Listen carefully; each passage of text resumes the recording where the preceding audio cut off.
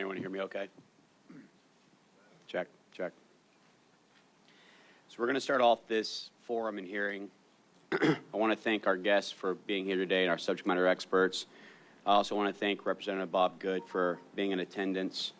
The purpose of this hearing is to ensure that we have the ability to ask the questions that are necessary to get transparency on the attempted assassination of President Donald J. Trump in Butler, PA on July 13th.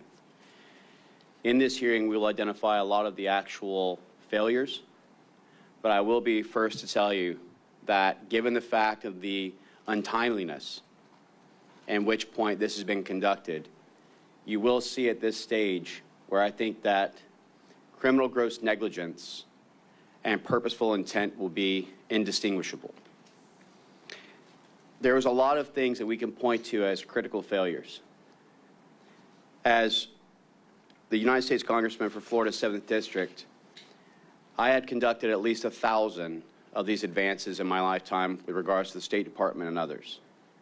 And I can tell you, having worked on a counter-sniper team, having worked on an advance team, that there are critical failures that need to be identified so that the American people can understand the transparency of it, but also to raise the questions and awarenesses of why. That is the intent of this entire hearing, is to get to the why, get to those who are responsible, bearing in mind responsibility and accountability are two very different things. This is not an I'm sorry, I'll resign, I'm finished. This is a get accountability to pursue either purposeful intent or criminal gross negligence. The questions that we have to ask is, why was a venue such as the one selected not having the adequate security? Why was the higher vantage points not covered?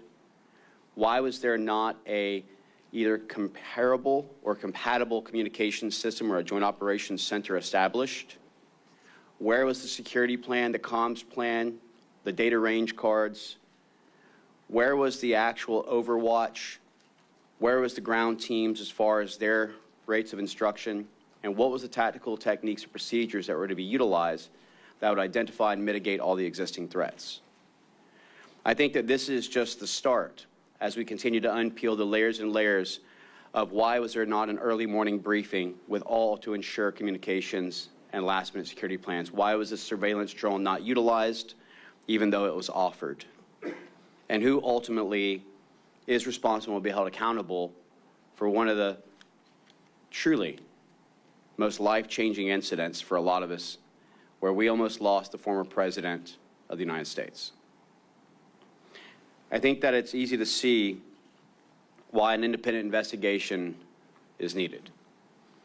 I think that we understand that if this was to have been conducted correctly, then July 14th, we would have had immediate subpoena to get the security plans, comms plans, the motorcade operational plan, the actual counter-snipers range fan data cards, and started questioning the individuals independently to do corroborations of fact-fiction boards to see what's going on. But we hope that with the continual failures within the federal government and the lack of transparency that's been provided to date, that this will help to be a benchmark of where we can move going forward to try and rebuild the confidence in your elected officials. That we will not hide behind low-level classifications, and that we will guarantee the transparency and accountability that the American people deserve. This panel that we have put together is also to acknowledge those who have paid the ultimate sacrifice. Today is August 26th, and I would be remiss if I didn't acknowledge our 13 fallen heroes in Afghanistan of August 26, 2021, and the sacrifice that's been made on behalf of a grateful nation. It's time for us to reflect on what the cost is of these freedoms, and I also want to acknowledge the service and the murder of Corey Capator, and let his family know that we are here, we are listening, and that we will get accountability.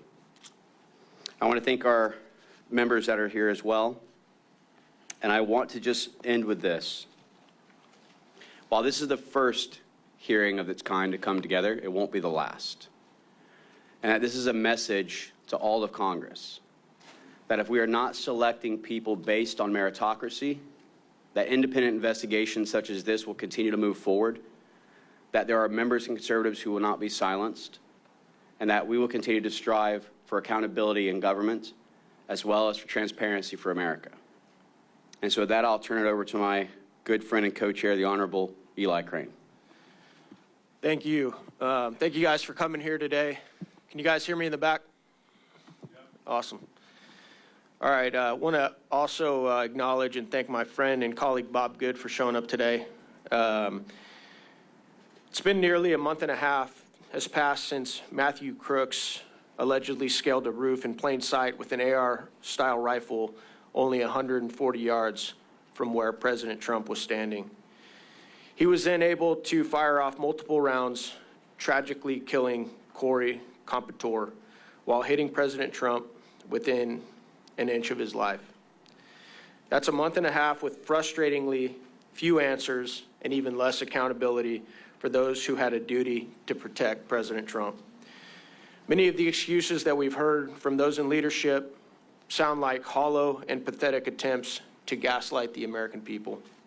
This is also why Rep. Biggs and I have recently introduced legislation that would require the surrender of all Secret Service records related to the events of that day to be released. As a former Navy SEAL sniper, it's evident to me that many basic security measures were completely dropped, making President Trump extremely vulnerable. There's simply no excuse.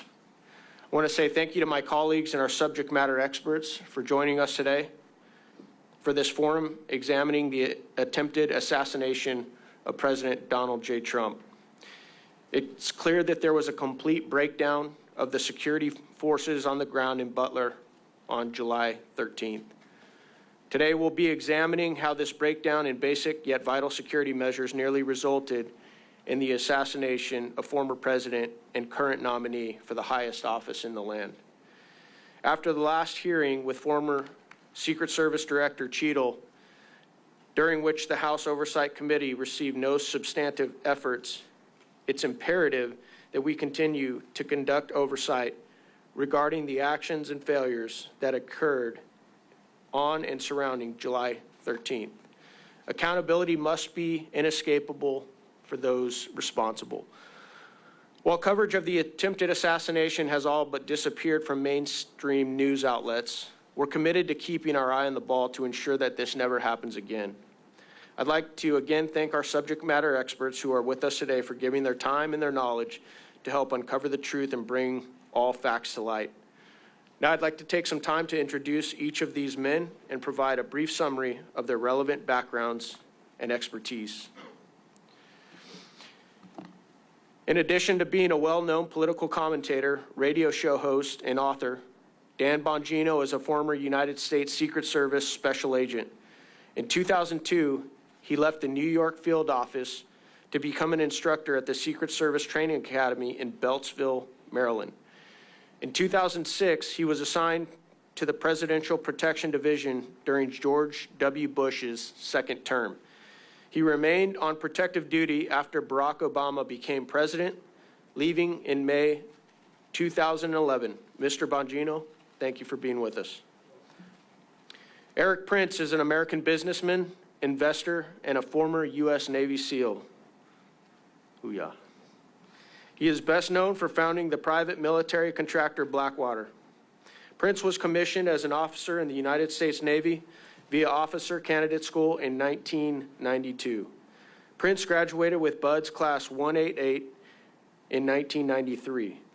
He deployed with SEAL Team 8 to Haiti, the Middle East, and the Balkans. Thank you for your time, sir. Mr. Ben Schaefer is currently an operator with Washington Regional SWAT, serving for nearly 7 years, and has served in critical military and law enforcement roles for over 20 years. Specifically, Schaefer has experience in canine handling with multiple deployments, developing training programs for the United States Marine Corps and other private security firms. Thank you, Mr. Schaefer, for being here. These men are experts in the fields and professions incredibly relevant to the events of July 13th. I believe they'll be able to provide this forum and the American people with insights that have otherwise not been received and the attention they deserve. With that, I'll turn it over to our subject matter experts, beginning with Mr. Bongino for opening remarks.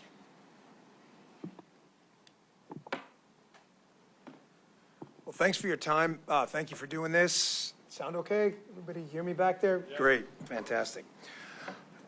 Listen, let's just get right to the point. This was an apocalyptic security failure. A man was murdered in front of his family. 3 people were shot on live television, including President Trump, and the head who came within 2 millimeters of having his head explode on national television in front of millions of people. There's no sugarcoating it. It's no time for BS. Unfortunately, as Congressman Crane and Mills both indicated, the story seems to have been vanquished to the phantom zone of media coverage. It's amazing how we're still talking about JFK's assassination, but nobody seems to want to talk about President Trump being shot in the head on national television, despite the fact that we have no answers. So I have 5 minutes, so I want to keep it quick, and I want to make 3 points. I worked in the Secret Service for 12 years. I loved it. I worked with some really amazing men and women who gave everything. I mean, a couple of them literally gave everything. I know guys who've gotten bizarre diseases overseas, like chikungunya fever and protection operations. Everybody gave a little bit of something in the Secret Service, and it was a real honor to say I was part of it. But they have 3 institutional problems, I believe, in the macro will help us get to the bottom of how this Secret Service apocalyptic failure won't happen again. First, they have a technology problem. The joke in the Secret Service, which is sadly no longer funny when I was there, and it wasn't funny then either, is they rely on yesterday's technology tomorrow. Think about that. Yesterday's technology tomorrow. Everything from computer systems that waste agents' times, filling out time and attendance records they were doing, to Congressman Crane and I discussing the fact that they only implemented slings, a technology as old as the wheel, about, I don't know, 5 or 6 years into my time in the Secret Service, which is embarrassing. The weaponry was old. Everything was old. These are things I would have talked about sooner if they didn't create a security crisis, and I obviously didn't want to air them publicly. Now you're seeing what happens when you don't have a drone up at a site you could have bought for $39.99 on Amazon. Second, another adage in the Secret Service, you've heard even the new acting director discuss, is the more with less approach. There is no more with less. There's less with less, okay? The Secret Service more with less approach only works if you produce more. That's how capitalism works. You produce a flat screen TV that was probably 20 years ago, $10,000. It's $200 at Walmart now. They produce a better TV with less. That's not what the Secret Service did. They produced less with more. They were given more money and produced less. A 20-year-old criminal outsmarted them on a $40 drone technology piece of device. You're telling me that's more with less? That's disgusting. That's nothing with less. That's less with more. Their budget went up. You guys know, you're appropriators. You know that. Third, and I'll wrap it up with this, turn it over to Mr. Prince. The investigative mission, the Secret Service, that they're telling you they need to make them better agents is total crap. That's garbage. Their agents are talented, smart people. They can figure out how to do protection without running out cheap $20 counterfeit notes at 7-Eleven on a Friday night while the president's getting shot in the head. How is it we have a DEA, we have an FBI, we have TIGTA, the IRS, CBP, and 1,000 other entities with a $6 trillion budget, which I know a lot of you guys have been fighting against this grotesque spending. $3 billion goes to the Secret Service, and we're wasting time running out counterfeit notes. It's a serious problem, counterfeiting. Granted, it might be a legacy item. They started doing counterfeiting. That's not what we do now. Get rid of the investigative mission, turn it over to other people, let them do what they do best and should do best.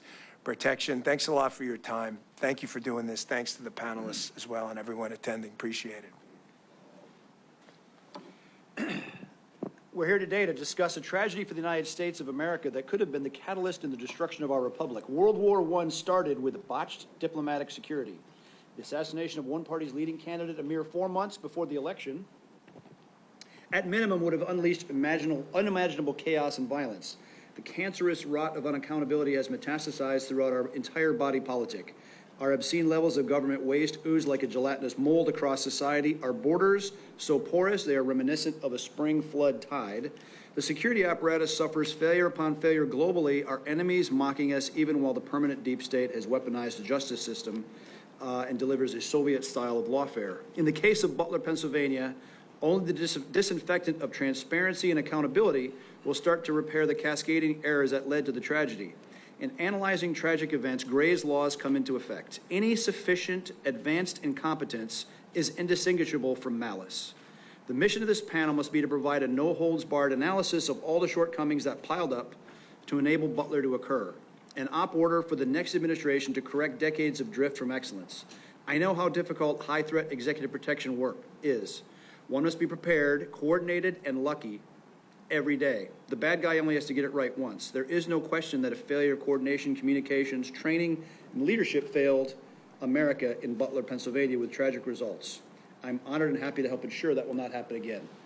I think, and especially as we think the anniversary of the debacle that was Afghanistan, the theme of no accountability across all our agencies rings true, because no one has been held accountable for anything in Afghanistan or anything since. And I think a corollary is, if we think back to the debacle that was Desert One, the attempted Iranian hostage rescue mission in 1979, ended terribly. 8 Americans dead, international embarrassment, didn't rescue the hostages. Congress took action, changed how the money is spent.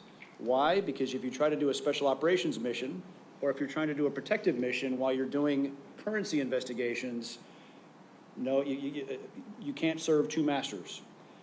They created the United States Special Operations Command to find the money and the personnel to focus on getting that mission correct. And if you think about it, the JSOC capability that the United States government has today is elegant and it's effective. And until you change the money issue and until you put people in charge that are serious about this business, we will continue to have the kind of embarrassments, both listed by Jason Chaffetz before, and we dodged a bullet. Donald J. Trump dodged a bullet. We cannot afford to have more of these.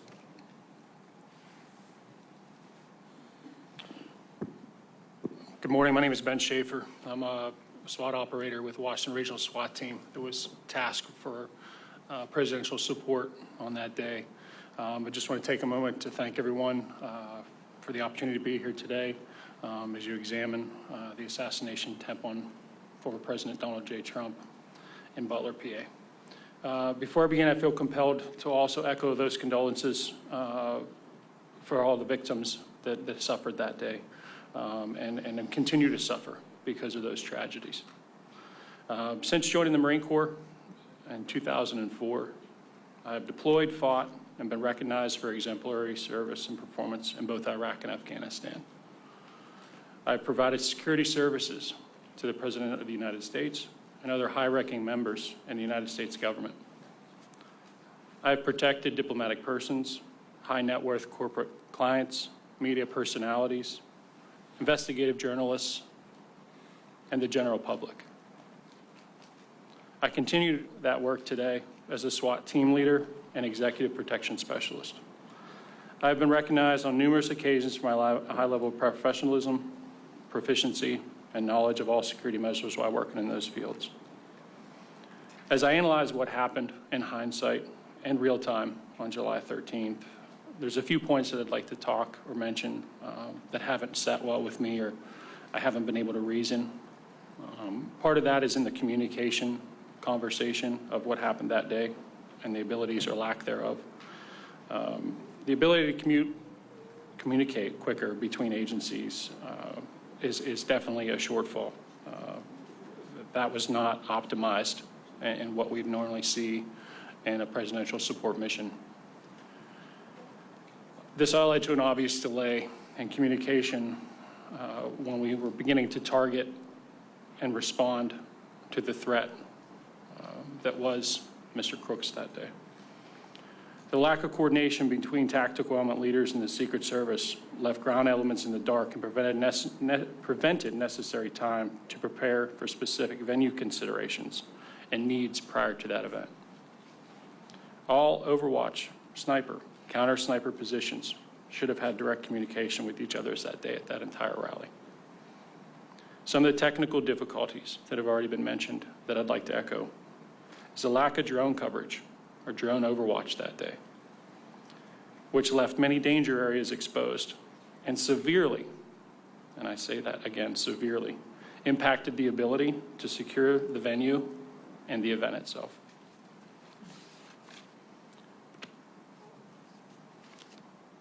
Other points of failure, other danger areas that have been noted, and I feel the need again to echo those, is the water tower that was located in the northeast section of the event. That's a major, if not catastrophic failure to not identify that that is a elevated, optimal, and opportunistic place for anyone with any kind of knowledge to wreak havoc on that event. The tasks that day, broken down,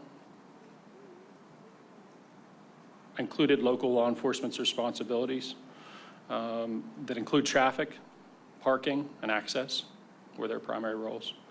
State law enforcement handled crowd control, medical support to those in need. Due to the temperature that day, there were a lot of heat casualties, a lot of heat strokes, a lot of heat stress-induced issues. The local counter-assault teams were to neutralize and mitigate any threat to the former president. Local SWAT counter-sniper teams were to scan and hunt for anyone deemed a deadly threat to any member of the crowd or the former president. In conclusion to what I have to say today, there's no question that there were critical failures during the Butler event. It is important that we learn how and why this security failure occurred so that we can better provide safety and security to those high-ranking officials and the general public in the future. I truly believe Americans deserve that. Thank you for your opportunity to testify before you today. Happy to answer any questions that you may have. Thank you so much. This forum having come to order, I want to remind everyone that we will be going in 10-minute segments. Should there be a need to have a second round of questioning, we will then limit the second round of questioning to 5 minutes each. The first person who will start this out is the Honorable Andy Biggs. Thank you, and thank you to everybody for being here today. Appreciate it. I want to start, if we're ready, if the video is queued, I want to show a short video, if we're ready. Stunning new video tonight showing the moment Donald Trump's would-be assassin climbed onto the roof of that building just 2 minutes before he opened fire. Yeah, look, there he is. You can hear bystanders desperately trying to alert police. Authorities now using that video as part of the investigation. Walk us through what you were seeing in the minutes before the actual shooting happened. Well, there was a lot of people around the building that were complaining about some guy crawling up the building and then crawling up the roof. Gentlemen, so we're going to bring him up for can we bring him up for a couple of minutes? You get ready. I'll get you up here. The world will see a vibrant Republican. Look, they're all pointing. The Atlantic, maybe the Pacific. Yeah, someone's on top of the roof. Look. There he is right there. Right there, you see him? He's laying down, you see him? Yeah, he's laying down. And look what happened to our country. Probably 20 million people. And you know, that's a little bit over that short. It's old, and if you want to really see something that says,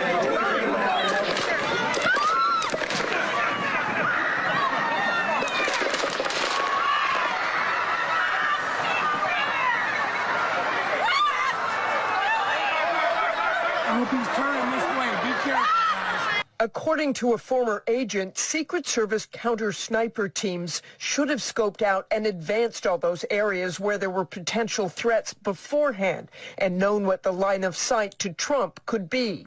The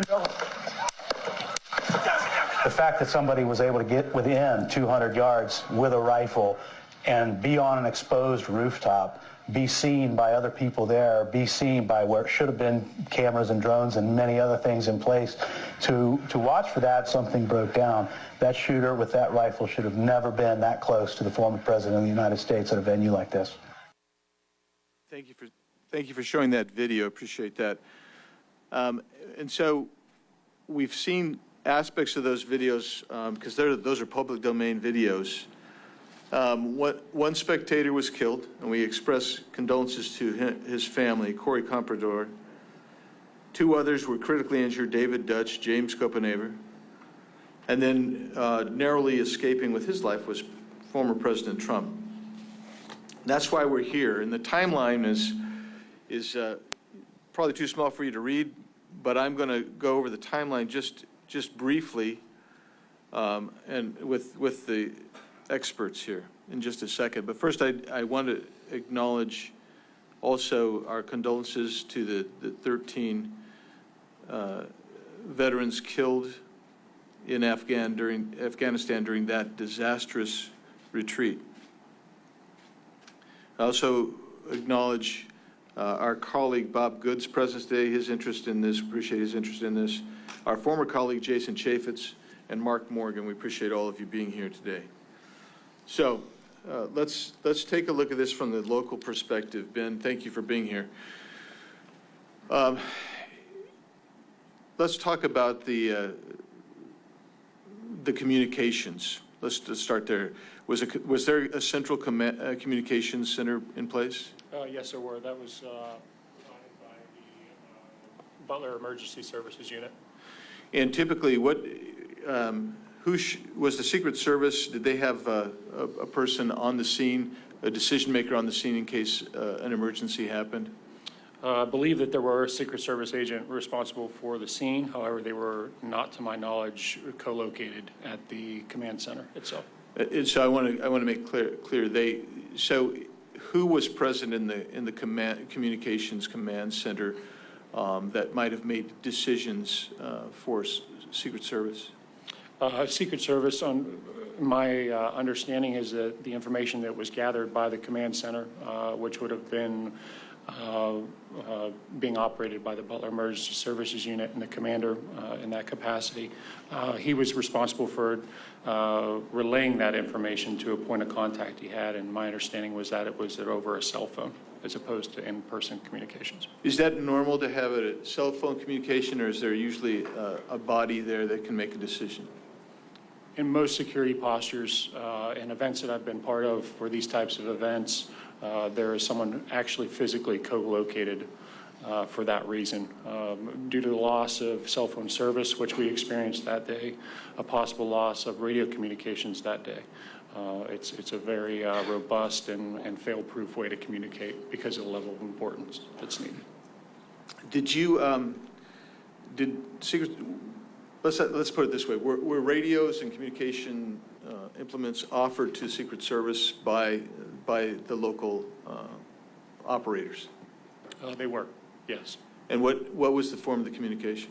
The form of communication would have been some type of encrypted law enforcement style radio. And do you know, did the Secret Service avail themselves of that? Did they obtain those radios? I believe they were offered, but I do not believe they were taken. So they did not utilize the preferred mechanisms of communication that was offered to them? That's correct. Let's talk timeline for a second. So if we look at this timeline, it indicates to us, let me go 5:10, at 5:10 p.m., the shooter is identified as a suspicious person near the AGR building. Does that sound right to what you're understanding of the timeline? Yes, sir. And so at least some point, somebody had seen him by 5:10 p.m. That's an hour before the shooting. They adjudicated he was suspicious. And in testimony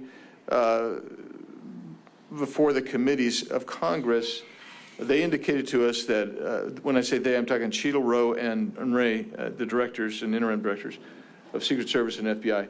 They indicated to us that there's a distinction between a suspicious person and a threat. And so you have a suspicious individual, you have a threat, there's an interim category as well. What's that interim category? In our line of communications from a SWAT point of view and from a tactical point of view, our escalation of people that we encounter starts out as a suspicious person, then goes to a person of interest, and then from that level upgrades to what we refer to as a threat. And each one of those warrant a different response. So the actual shooting takes place right about 6:11 p.m. So an hour elapses.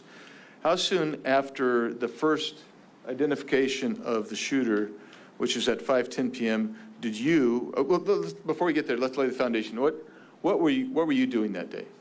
I was in a counter sniper role with one of my teammates, in the southwest quadrant of the event center.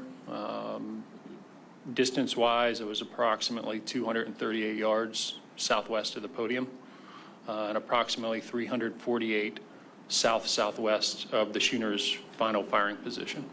And so he was not ever in your sector of responsibility? Nor in my visual, nor sector, nor visual. I never had visual. How soon after he's identified were you given information that, or did you hear information that there was a suspicious character that you should be alerted to? Believe those text messages came across, and just to give some background on the text message tactics. So in this type of event, as tactical officers, we try to build redundancy in communications because it's so critical. We start out in a primary role, which would have been our radios that day, communicating on a designated channel amongst all the tactical operators. Because we were in support of the host agency, which would have been the Butler, the Emergency Services Unit, we also were running a secondary channel that was our local Washington Regional SWAT Team channel. On top of that, the snipers and counter snipers, or I should just say the counter snipers, there were no snipers involved in our chat, had set up another chat to be able to provide any type of pictures or any type of relevant media or anything like that that we'd have been able to crosstalk. So did you ever see any pictures? Were any pictures ever sent to you? They were. The pictures came across the chat at approximately 5:38. So about 30 minutes after the shooter, then at that time he was a suspicious individual. That's correct. And when he gets up on the roof and he's crawling across the roof, is that what threat assessment would normally be made of that guy at that point? Sure. I think it's important to mention that, from the time the original pictures were taken, the comment of him possibly having a rangefinder or that he was confirmed to have a rangefinder at that point would have automatically escalated him in our protocols from a suspicious person into a person of interest. And that would have warranted some type of either investigatory detention or a stop and question at that point when the rangefinder became a factor. Ben, Mr. Shaver, at what point in that hour or before were you notified of the rangefinder, the use of a rangefinder? Within minutes of the original information being passed. So I would say shortly after 5:38 p.m. or 17:38. Thank you so much. My time's expired. You'll bet. Mr. Biggs, Mr. Schaefer, thank you so much. At this point, we will turn it over for 10 minutes with the Honorable Eli Crane. Thank you. I'm going to start with you, Mr. Prince. I know you have a bit of a public profile, but I'm not sure everybody here understands the depth of your experience here. What was the name of the organization that you founded, sir? Blackwater. How many employees did you have at Blackwater when you ended up selling the company? At peak of about 3,500 Americans deployed, doing everything from very high-end executive security to aviation and training. 3,500. That's it's pretty large company. Brigade size. Yeah. With other protective companies that did executive protection around the world, how did you guys rack and stack? Were you one of the largest companies, one of the smaller companies? I'd say we were the largest doing that. We never really intended to be in the security business. I started after the SEAL teams and built a training facility. SEAL teams had been using private facilities since the 1970s, and no one had done one on an industrial scale. And started, and then as the demand signal of 2 wars and all the gaps created by trying to take a conventional military into a counterinsurgency created a lot of demand signal, and so we responded by providing a lot of executive security and ended up doing most of the diplomatic security work for almost 10 years. Yeah. Though there's some similarities between what the Secret Service does and what you had to do overseas, there are definitely some differences. Sure. Correct. In fact, we interacted with the Secret Service whenever the president or some other senior person was coming over. In fact, before we took over security first for Paul Bremer in Iraq, the Secret Service came over to do a study if they wanted to handle it, and they didn't want to touch it at all because they are used to being able to shut down everything and create their own bubble. You can't do that in an active war zone, so that job fell to us, and we grew into that. It was, and that expertise also led us to doing a lot of training for other State Department programs where we'd had at least a dozen countries send their Secret Service equivalents that protected their presidents, and whether that's Lebanon, Colombia, Taiwan, a lot of places with active threats and very active, whether it's Sicarios or Hezbollah, we prepped those units to face that kind of threat. And, you know, we did it, we did 100,000 missions. No one under our care was ever killed or injured. I want you to repeat that, sir. Did you guys ever lose a protectee? No, we did not. Thank you. You said something interesting on an episode of Sean Ryan that I saw a couple weeks ago. You said, it's in, you know, thank God it was a 20-year-old kid and not a 10-man Hezbollah team. Can you expound on that a little bit? Sure, because the fact that a 20-year-old kid could get his drone in the air, could get himself into a firing position only 140 yards away. 140 yards is point-blank range. My then 12-year-old son could have made that shot. Yep. And thank God that 20-year-old aimed at a headshot at President Trump, because if he'd aimed center mass, President Trump would probably be dead, because I don't think he was wearing plates. He wasn't wearing any kind of body armor that would have stopped that rifle round. And a 78-year-old man taking a gunshot wound to the upper chest is not going to go well. A Hezbollah team or ISIS or you name the terrorist organization that actually knows what they're doing would have been successful that day. And the Secret Service was nearly defeated by a 20-year-old, and we all, including Donald Trump, literally dodged a bullet that day. So I want to double down on that real quick. In your opinion, in your professional opinion, is the Secret Service in its current form and leadership able to stop a threat like that? President Trump was definitely deprived of resources that day for whatever their political reason. They had 1/3 the amount of agents covering him as were covering Jill Biden in the same region at an indoor event. She had 12 post holders covering her. Again, no statutory or constitutional authority for the First Lady. Donald J. Trump was awarded, had 4 Secret Service agents assigned. And I think even when you look at the debacle of a failure of the advance team to actually secure the perimeter and to deny the obvious sniper hotel locations where a bad guy is going to set up from, to the complete lack of coordination and communication, not communicating with the local law enforcement, not taking the radios of local law, come on, to even when shots were fired, the clumsy, unprofessional way of getting the protectee off the X.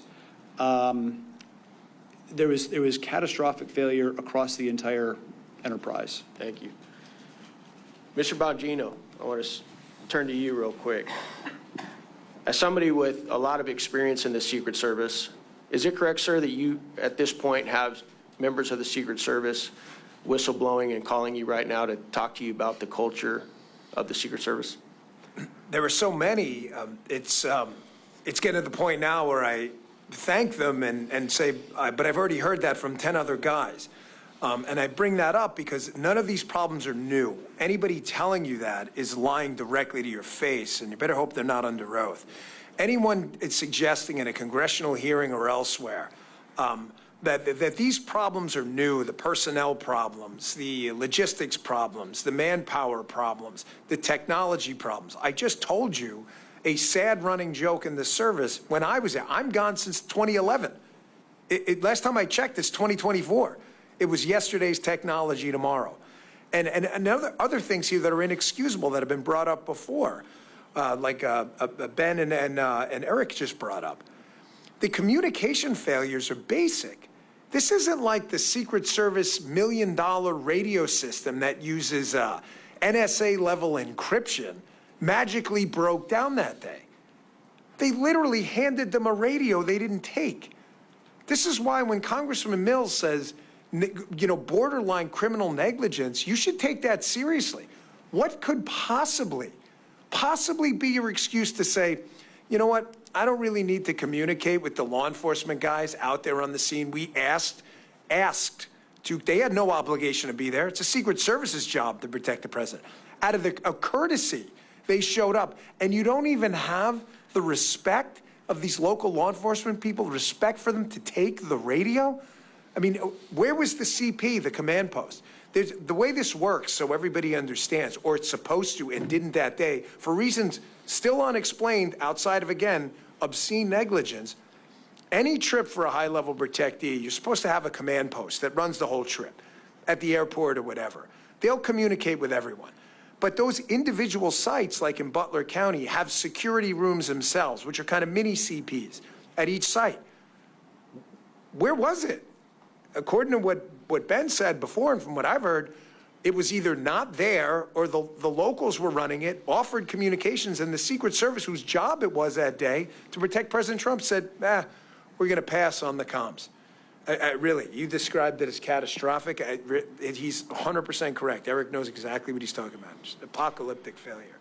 Mr. Bongino, in your opinion, is the Secret Service in a better spot today with Director Rowe in charge? No, it's worse. And sadly, I'm glad this is all being recorded, because when something else happens, and I hope it doesn't, I pray to my Lord and Savior, Jesus Christ, that I'm wrong.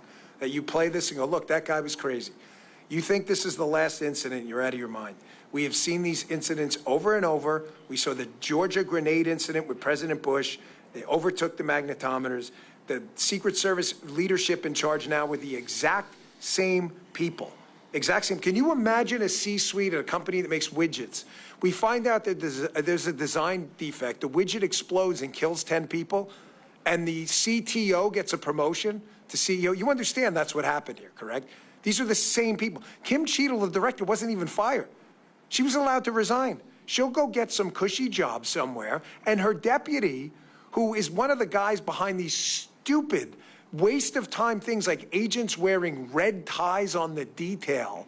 Because this actually happened, by the way. These people will tell you this under oath if you get the right people. He was concerned about the tie color of the agents on the detail because it seemed to imply he supported President Trump. Congressman Biggs wearing a red tie. You're wearing a semi-red tie. It has nothing to do with anything. This is the kind of stuff the Secret Service was actually wasting their time with while withholding CSU counter surveillance assets and counter sniper assets from probably the most threatened man on earth. If you can explain it, good luck, because that's not the agency I worked for. My last question is for Ben Schaefer. In your opinion, Mr. Schaefer, why were counter snipers in AGR that had access to the entire building, from what we've been told, not able to see crooks crawling up the roof when we've seen several videos from the ground level taken by bystanders and individuals not even tasked to be doing security were able to photograph crooks wearing no camouflage, crawling on a white roof? Why were the snipers, the local snipers, not able to see crooks and dispatch of him? I can only pass this knowledge through secondhand communications. I was not privy to that location or to survey that ahead of time. Although I have spoken to those individuals that were placed in that room that day, based on the depth of the room, their placements, and the limited field of view that those windows provided. They were pretty narrow, as most standard residential windows are held. The angle was too hard for them to see that far to their east, which if they would have been facing south. Thank you so much. Appreciate my colleague Eli. With that, I'll turn over 10 minutes to the Honorable Matt Gaetz. Mr. Prince, you're one of the people I trust most about global affairs. You're constantly assessing the threat environment and intelligence. And I guess my question to you is, because this has been laid bare and these weaknesses have been exposed, are you concerned that we're likely to face not another Crooks, but perhaps a threat like you described, a team from a foreign adversary, a terrorist organization, trying to expose and exploit the weaknesses that now we've seen? I am very concerned. The inability of the Secret Service or the U.S. government writ large to adjust, to learn a painful lesson from that failure and actually make concrete changes. Because again, the fact that a 20-year-old nearly killed Donald Trump, and the failure to adapt to even yesterday's technology, let alone tomorrow's.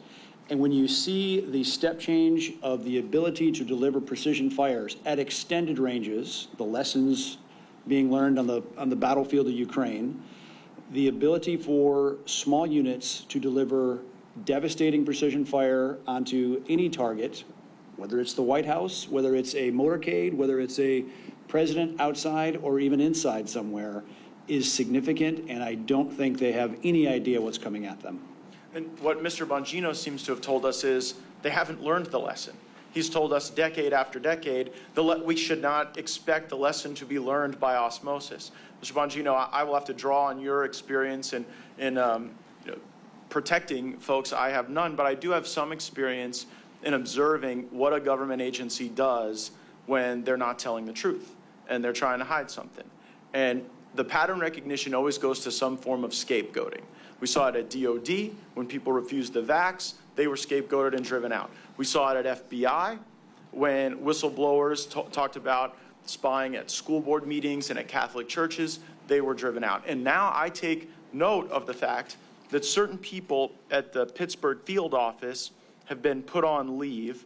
And I've also seen the story change where initially the Secret Service was blaming folks in local government, and then there was admission that there weren't appropriate responses to requests for additional manpower. So what I'd really like to do with you is bring us into that process, because Senator Hawley now has a whistleblower saying there was a manpower request that was coming out of Pittsburgh, and headquarters Secret Service was putting downward pressure on the local agents to try to reduce the intensity of that manpower request. So give Congress a little sense, how does that get developed? And then what should we think about the fact that someone is saying that headquarters was trying to get people to not make requests of enhanced protection?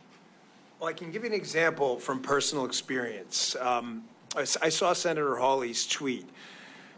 The Secret Service is going to rely on this and what they're trying to do now, and you're accurate in your analysis about how this cover-up is starting to work. What they're going to say is, well, there was no real formal request made. Here's an example, and then I'll tie something to something that happened to me.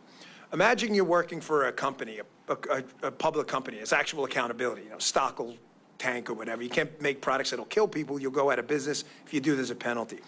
But imagine you're told by your safety guy, you're the CEO, and your chief safety officer says 50 to 60 times, hey, again, this widget has a defect, and if we put this out, it's going to kill someone. And it's clear after the 50th time that the CEO doesn't care. So at the 51st time you tell them the product blows up, the CEO's going to say, well, he didn't tell me yesterday. Well, he didn't tell you because he told you 50 times before and you ignored him. So what they're doing now is Ron Rowe, the acting director, who is the deputy director, the number 2, who is unbelievably, again, got a promotion out of this. A guy was murdered and someone got promoted, which is obscene and disgusting. He is part and parcel to this whole day-to-day ADPO, Assistant Director, Protective Operations, Deputy Director, Director chain that makes management decisions. When they tell you early on, we are not doing this for President Trump, Congressman. We're not doing counter-sniper teams. We're not doing CSU. And then they say, well, on that day, we didn't deny assets. You didn't have to. You've been denying them for 4 years. I was told by a direct source, this is the quote, that at Mar-a-Lago, they were begging the DTD, the Donald Trump detail, begging for enhanced security. We can't secure this place like this. And one of the quotes from one of those 3 people I just told you about was, we don't secure nightclubs. Really, what if a nightclub owner runs for president?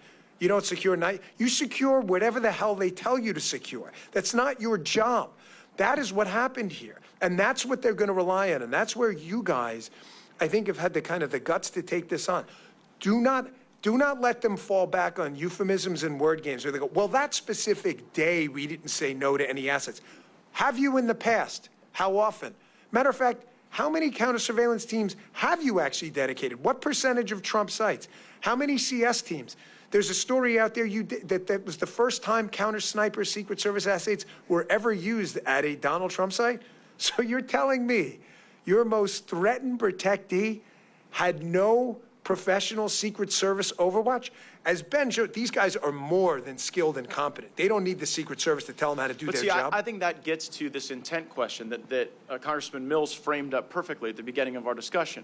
Congressman Mills says the key question here is whether this was your run-of-the-mill government incompetence or whether you see features of such just disregard for the duty at hand that you believe there's some malice. And in his opening statement, Mr. Prince says when the incompetence reaches a certain point, you can impute the malice to that. And what I think you have unique experience in is, well, like this culture of denying requests, like to Trump, or a circumstance where not even the Donald Trump detail, but the folks in the Pittsburgh field office who are not normally on the Trump detail were saying, hey, just based on this, you know, we might need more, and they were discouraged from even making those requests, so they couldn't be denied. I think you can give us a lot of insight into the type of questions we need to be asking and of who to understand that culture, because, like, you think of the Secret Service, they're off with a number of protectees, yes, right, of all kind of different profiles and different, I guess, you know, priority, for lack of a better term. And so, like, what should we think about imputing malice at a point in which Donald Trump, one of the most threatened people on the planet Earth, is having to endure these denials and this culture of limited protection while you're seeing other details, you know, beefed up substantially? I think, and I don't think I put this out yet, but I'll put it out there now. When I was there, it was definitely not a political enterprise. It just wasn't. I never once, working for President Clinton, Bush, and Obama, had anyone even remotely implicate a political motive for any decision whatsoever. However, from the commentary directed at some of the agents in charge of the Donald Trump detail, which I have heard about, clearly, it appears that for the first time in American history, we have a Secret Service that is making decisions that may not be all political, but may have a political tinge to them. So what you're saying, I would love to say, Congressman, that's the craziest thing I've ever heard. But I tell you with a pure heart, and I'm being absolutely candid, I have no skin in this game. I don't work there anymore. I am not their PR guy. I run my own business. I absolutely believe Donald Trump and an enhanced security posture he should have had would have made him look more presidential, would have facilitated the logistical operation of him traveling. I think they were concerned about optics and making him look like a big shot or whatever, you know, word you want to throw out there. And they were making some of these decisions based purely on grade school level politics. I don't want to believe that, but I didn't want to believe it with the FBI either. I didn't want to believe it with the NIH either. I mean, a lot of these agencies that have been, I think, subject to political capture, we want to think of them as above that. And we all spend time around Secret Service. We're inspired by their patriotism and the willingness you have to literally take a bullet for someone if necessary. But just like in the military, just like at the FBI, I worry about the political capture happening at headquarters, and then that culture informing decisions in a way that's very damaging to the country. So what Mr. Bongino just said ought to be the most important work of the United States Congress, to figure out if these decisions were run-of-the-mill incompetence that you've got to deal with the better tech and the better processes and the better HR and getting rid of the DEI, but if it's something even darker and more devious than that, that must be rooted out, because what we've seen at these other agencies of government is it does not cure itself. It has to be excised, and that investigation is the most important work we can do. I thank you guys for leading this effort, and I yield back. Thank you, Mr. Gates. With that, I just want to go first to you, Mr. Prince. You said you roughly have about 3,500 at the peak of Blackwater, correct? That's right. Secret Service currently has approximately 7,000, approximately. What was your highest annual revenue, if you don't mind me asking, give or take, for that many operations? Ooh, for that, the protective mission was about 2,500 to 2,800, and that revenue would have been around $600 million.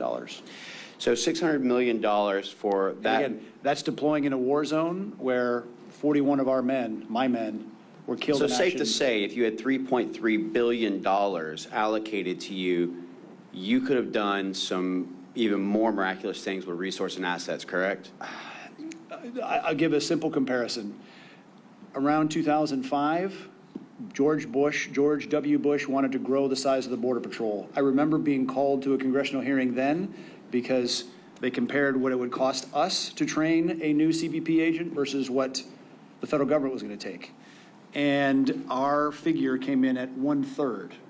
And their figure was actually higher than sending someone to Harvard for 4 years, and that's to train a guy for 4 months. That's it. So it's, the federal government blows money. Like I said in my testimony.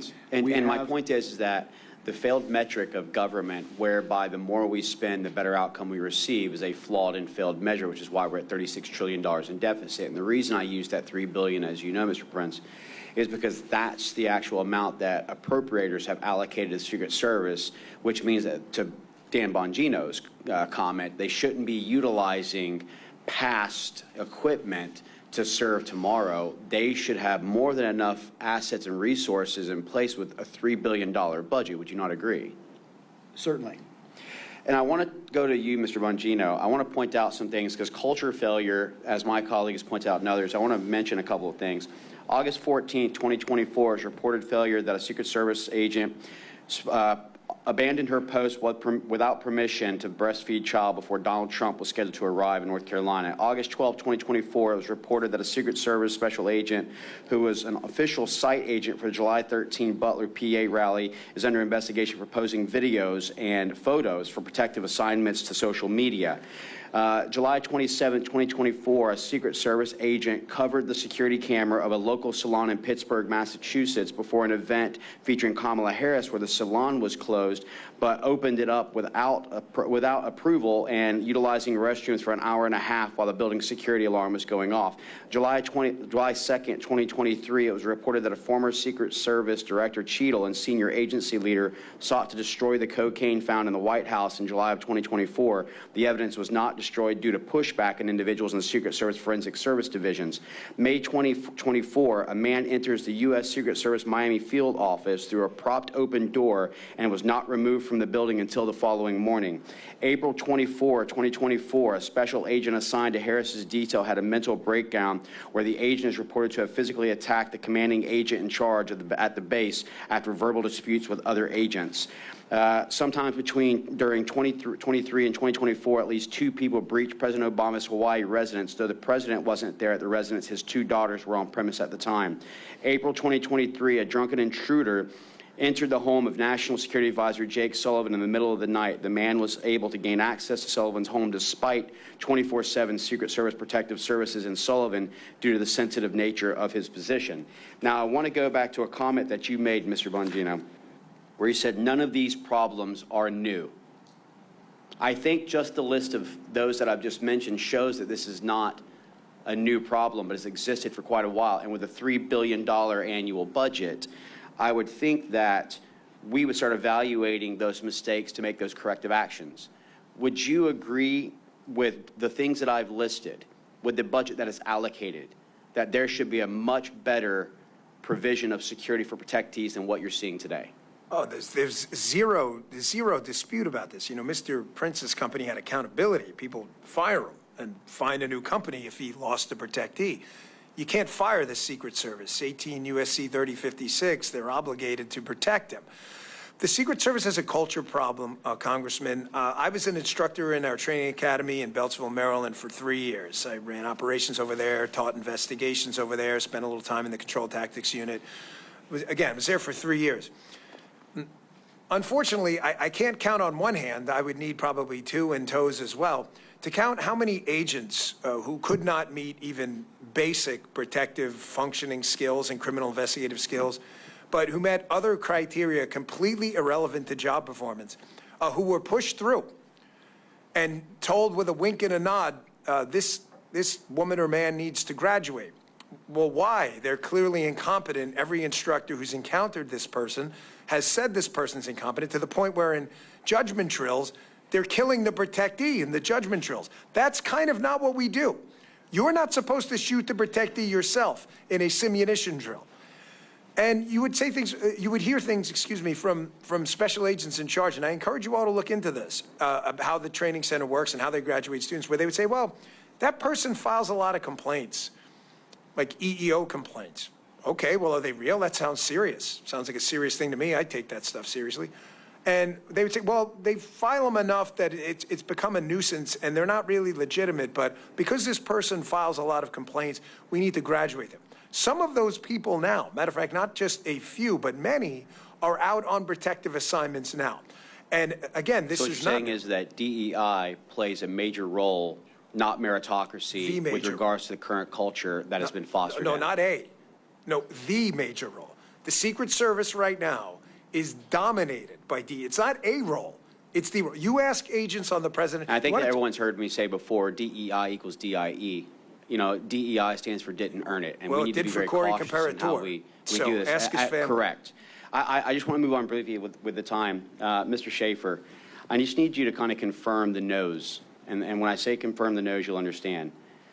Didn't take the communication platform that was given by local forces, correct? That's correct. Didn't take the surveillance drone offered by local forces, is that correct? That is correct. Didn't show up for the morning briefing to ensure that last-minute planning could be accounted for. That is correct. Didn't take any necessary measures to talk to the Kubota dealer, who was 400 yards away to the 12 o'clock direct line of sight, to even see whether or not they could gain access to that rooftop or talk to the owner. That is correct. Did not access the water tower, which has the highest vantage point, and provide oversight that would have also looked at the AGR building. That is correct. You know, I'm looking at all this and I'm noting a lot of no's, of things that didn't happen. And unfortunately, because we've allowed this to go on for weeks and weeks, we're now going to be faced with the fact that they're going to be memorializing all these documents to reflect July 9, July 10, July 11, dotting I's, crossing T's that wasn't actually going forward. Now, I want to ask you something, Mr. Prince, because you know this all too well about counterterrorism operations. We know for a fact that we have an open border with roughly 10 million people that's come across. We know that cartels are cheering on President Joe Biden as the employee of the month every single month when you think about 2018, where you had $500 million in revenue from cartel to now $13+ billion in revenue. If you knew a president was coming in that would put things like remain in Mexico back in place, secure our borders, and cut your revenue, you have the training, you have the assets, you have the revenue, would you deem that person as a threat and want to take that individual out? It's a very simple answer, because you can see what they did in the last Mexican election that just happened a few months ago. They killed 27 conservative candidates, assassinated while campaigning. And noting that you had the successful counterterrorism operation that eliminated the shadow master, Qasem Soleimani of Quds Force, as well as for Abu Mahdi al-Mohandes, who led the Iranian proxy militias of Iraq, would you deem that as them declaring a fatwa to increase your threat profile as an individual protectee? Certainly the Iranians would see it as a risk worth taking. And you also note that a question that needs to be asked of the FBI is that on July 12th, a 46-year-old Pakistani male named Burjan was actually captured, who had also plotted assassination against President Donald J. Trump and 35 elected officials. The question is how did you think an individual who's on a terrorist watch list, landed in Houston, Texas, was questioned by the FBI, and I would love to hear his answers because they must have been spectacular, and then released, noting that this individual flew from Pakistan to Iran for 4 days prior to this? Would you note that as very questionable? Again, you can put him in the long list of other people that don't belong here, that our federal government is failing to do their job. Thank you. With that, I have run out of my time. I will now hand it over to the Honorable Chip Roy for 10 minutes. I thank my friend from Florida, Mr. Mills. Thank my colleagues here. I thank you, gentlemen, for testifying here today. And I'd ask my staff they'd put the map up here on the board. And if you would please, the technology folks, would you please play the shooter on roof behind President Trump angle video? And as we get this queued up and we start to play it, I'm gonna ask you some questions. I'm gonna start with you, Mr. Bongino. Trying to through the question that I'm wrestling with, a lot of Americans are wrestling with, which is whether or not the failures here that we're all observing. Everybody agrees there was failure, almost catastrophic failure, and certainly catastrophic for Mr. Comparator and his family. But was there more? Was there willful blindness here? So if you could cue up the video, that'd be great. They've got that queued up. If they don't, then I'm just going to go ahead and proceed. Great gentlemen. So we're going to bring him up for. Can we bring him up for a couple of minutes? You get ready, McCormick. You get ready. I'll get you up here. The world will see a vibrant Republican. See beyond the president, you can see the shooter moving across the roof. Now, I look at this as someone who is a prosecutor, had worked in the U.S. Attorney's Office, had worked in the Attorney General's office, not as someone who was a sniper like Mr. Mills or Mr. Crane, working in the Secret Service. But to be very clear, the perimeter, the building he shot from is outside of the perimeter.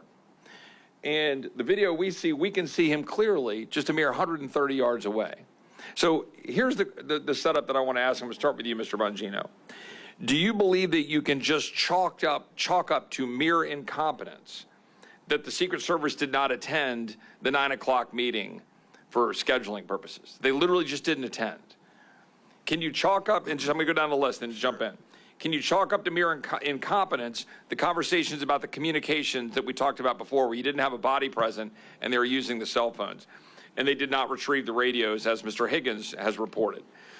Can you chalk it up to mere incompetence that they identified crooks about an hour ahead of time, and that President Trump, was never removed from the stage? They didn't delay, they didn't hold him back, they didn't remove him from the potential danger. That the perimeter did not include the buildings around over here, and to the extent, should there have been a perimeter that was farther out, and to the extent that the perimeter wasn't farther out, that they at least make sure the building wasn't covered. Is that just incompetence? Is it just incompetence that there was no drone being flown and the drone was turned down by the Secret Service? Was it just incompetence that the shooter had a drone, as the FBI director testified in front of the House Judiciary Committee, that he literally had flying within a couple hundred feet of the stage the same day, mere hours before the shooting? Is it just incompetence, what we're hearing now about the whistleblower saying that there were no canines? Was it just incompetence that there wasn't sufficient policing along the security border? Was it just incompetence that there was allegedly an abandoning of the post due to heat? That there was supposed to be someone on top of the roof and that they didn't get on the roof because it was too hot? Is it just incompetence that there was additional security requests turned down, according to the memos that we saw out of Senator Josh Hawley, and encouraging agents not to request to additional security requests? And was it just incompetence what we saw with respect to the police body footage, which I'll play here in just a second, if we could cue up the police body footage video, where you've got the local police talking about what they said to the Secret Service? If y'all could play that video real quick, and then I want you to respond.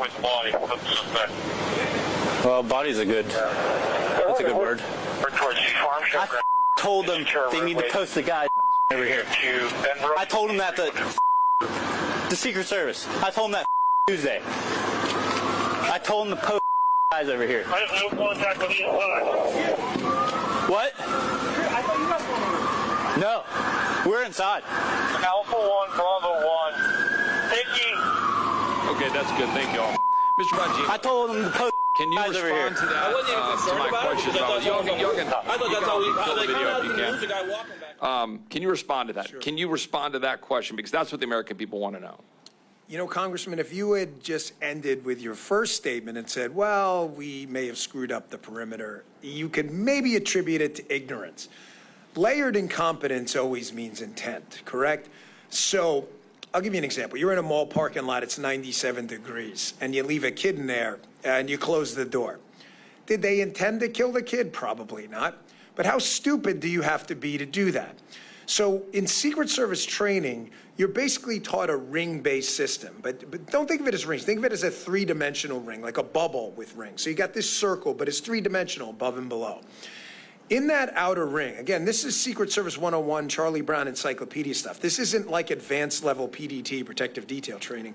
In that outer ring, you have police officers. That outer ring is out to about 1,000 yards, which is about what a really technically proficient sniper can hit. Why was the perimeter set? Again, absolute total incompetence. But then factor in the other things, and I just want to add a few more. How is it that a counter surveillance unit whose actual job is to detect, to counter surveillance, that's what they do. They're the best at what they do. We asked the question during the conversation we had earlier. How is it that they missed this guy roaming around when the police officers, clearly using their good law enforcement instincts, said we've got a problem? The answer is because they weren't there. Is that incompetence, or is that shutting the door in 97 degrees with your kid there going, I just didn't know? How did you not have a roof line 130 yards away secured when you're taught day one in Secret Service training that the effective range of a really quality sniper is out to 1,000 yards? How did you not have a drone?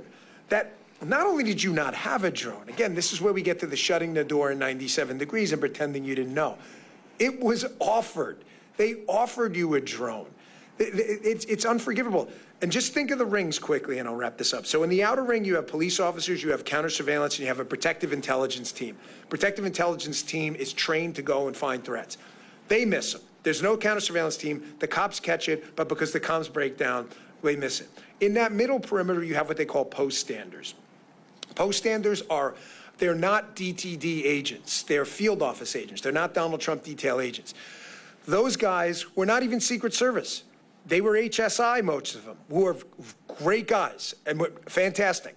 But that's not what they do. If you grab me as a former Secret Service guy and said, hey, Dan, can you go do a Homeland Security investigation on this? No, that's not what I learned. We are training Secret Service agents to do protection so we don't have to use other entities that don't do protection. So that's the middle perimeter. So that breaks down. The inner perimeter, as you just saw, and I'm glad you played that video, envision that as what we would call the shift, the body guys, right? He's got a shift around them and supervisors. Everyone missed that guy crawling across the roof when he defeated the external, the middle, and the internal perimeter. You shut the door in 97 degrees. I'm sorry. Layered intent, layered incompetence like that is absolutely intent. I've got another question on that, but I just want to ask you, Mr. Prince, real quick. Do you have a relatively short comment on that? Can you dismiss all of this as sheer incompetence?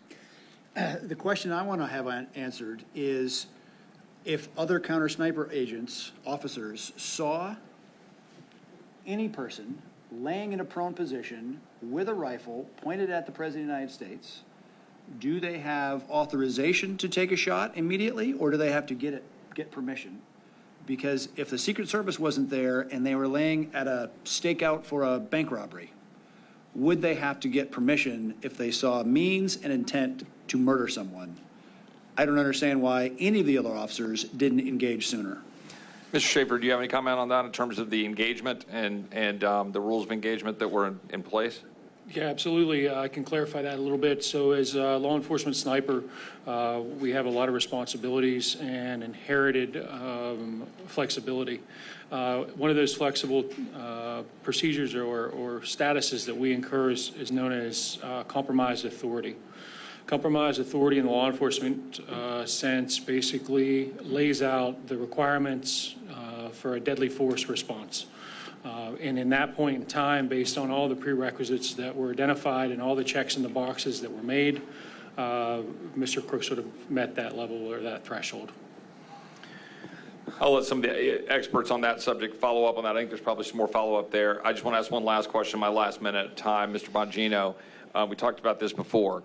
I have seen credible information, the extent to which the shooter had significant explosives that were sophisticated beyond that you would expect some 20-year-old just to put together, and that he had sophisticated detonation devices on his person, or a sophisticated detonation device, and importantly, that his digital footprint is completely MIA, that his digital footprint is missing, and that how can a 20-year-old in today's time have no digital footprint? So do you have any thoughts on that, any comments on that? And that'll be my last question. Well, 4 years of doing protective intelligence investigations with the Secret Service, interviewed probably hundreds of people who have credibly threatened our protectees. I've never seen anything like it. If you would have told me it was a 60-year-old guy who had lived most of his life without a computer and for the last 10 years had been planning this, hard to believe but digestible. You're telling me a 20-year-old kid who's grown up in the digital era figured this out when he was, 13?